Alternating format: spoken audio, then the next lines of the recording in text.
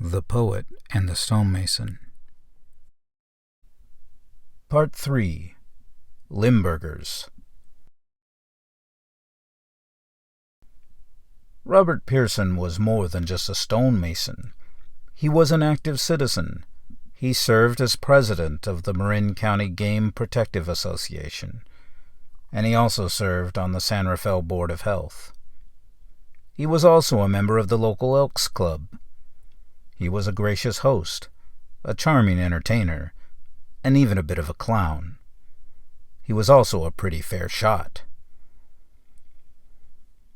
The Limburger Sporting Club was a small hunters' club consisting of some 6 or 7 friends, including several carpenters, a building inspector, a harness maker, and a stonemason. As a club, they would occasionally compete in marksmanship competitions and, more regularly, host social events. They were quite competitive in both pursuits.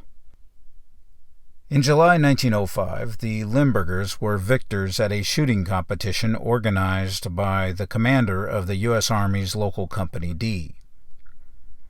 The Limburgers easily outclassed all comers.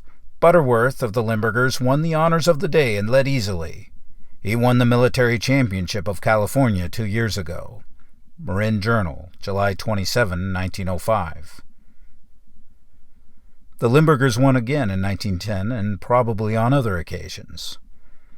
The club was also accomplished at entertaining, and Robert Pearson was one of the key characters that gave the Limburgers their charm.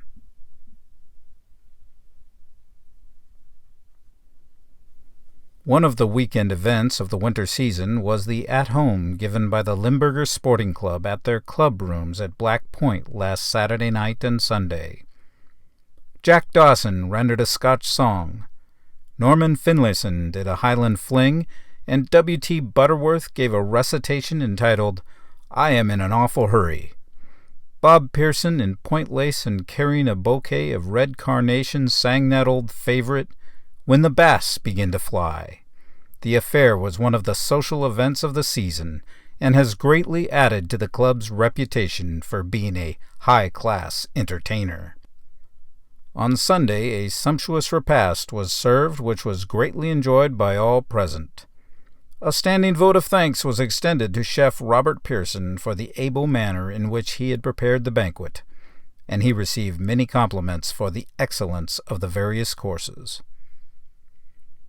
Marin County Tocsin, January 28, 1911. Robert Pearson, the well-known contractor, is looking for the miscreant who purloined a nice bunch of mistletoe while his back was turned last Thursday afternoon.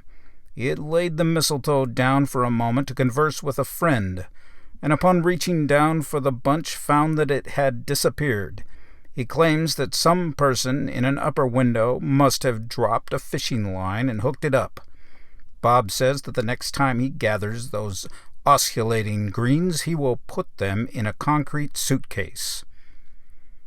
Marin County Tocsin, December 26, 1914. But all was not just cookouts and shootouts. In the months preceding World War I, a lesser conflict began to stew in San Rafael. The details are aptly provided by the following newspaper columns. Black Point cases tried. P. Hellwig versus Limburgers. Many local sports before court. Case submitted on briefs. One of the strangest cases ever tried in the Superior Court here occupied the attention of Judge Zook on Thursday, when the complaint of P. Hellwig against the Limburgers came on for hearing. The word Limburger impregnated the atmosphere of the courtroom, despite the fact that Sheriff Keating kept the windows up during the fracas. Hellwig is a landowner of Black Point, and years ago for a few jitneys per month rented a strip of nice, soft, odoriferous marshland to the Limburger Hunt Club for a building site. The club is and was composed of the following prominent citizens: W.T. Butterworth, John Slosser, Robert Pearson, John Dawson, Norman Finlayson, and Nelson Elliott. Just why they went to Hellwig's swamp and just why they called themselves Limburgers is not disclosed by the record. Some say that once upon a time a wild duck was seen in the neighborhood of the point, and that the citizens named saw in the report a handsome-appearing excuse to spend a few pleasant weekends away from the turmoil of San Rafael life, and at the same time take a chance of enriching the pages of natural history by capturing the wildly advertised duck. The Limburger name is said to have come in after they had selected a building site and got a whiff of its odoriferous soil, mud, or ooze. Another report, or belief, is that they deliberately selected the site because of its odor and the harmonious manner in which it would blend with Limburger.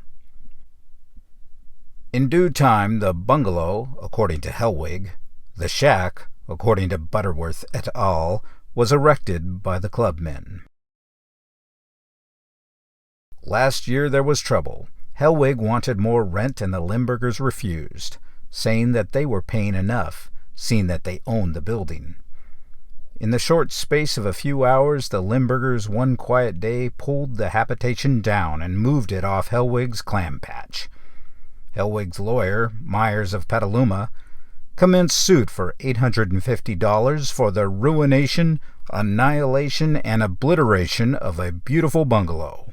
T.P. Boyd for the club came back with an avowal that it was only a shack worth $25 and that anyway it belonged to his clients. Thursday, Judge Zook heard the whole story, and he is now pondering over the question.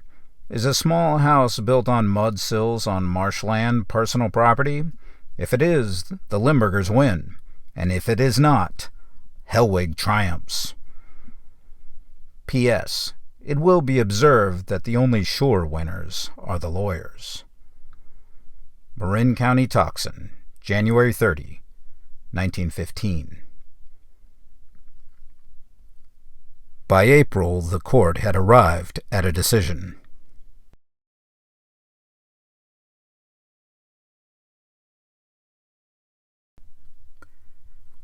A victory for the Limburgers. A decision was rendered last Thursday by Judge Latimer, awarding P. Hellwig damages to the amount of $40. No costs were allowed. Such was the ending of the celebrated case of Hellwig versus the Limburger Club for damages sustained, and for which the plaintiff asked $800.